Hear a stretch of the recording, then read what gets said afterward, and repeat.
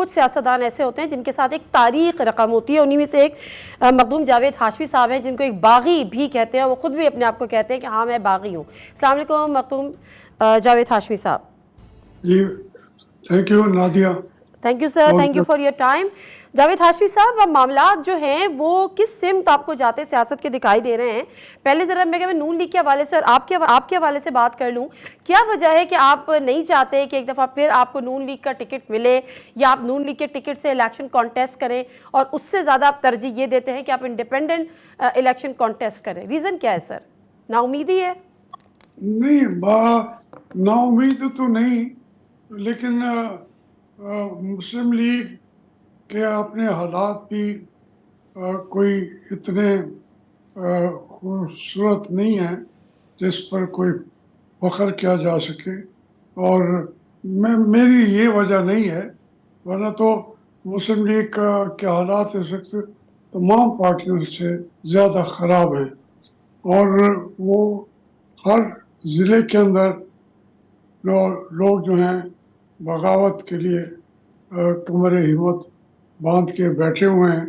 جو ہی ان ٹکٹوں کا اعلان ہوگا تو یہ تقریباً آدھی مسلم لیگ جو ہے وہ دوسری مسلم لیگ سے انتخاب میں پنجہ آزما ہو چکی ہوگی. لگتا ہے کہ یہ کچھ میاں صاحب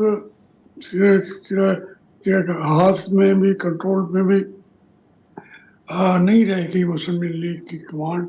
ورکر لیول سے میں تو میری خواہش ہے اور دعا ہے کہ اللہ کرے مسلم لیگ طاقتور جماعت بن کے ابھرے. اور یہ تو پاکستان کی ماں ہے. اور پھر میں ویسے بھی پولیٹیکل پارٹیز کا اپنے آپ کو وکیل کہتا ہوں, ساری زندگی کہتا رہوں.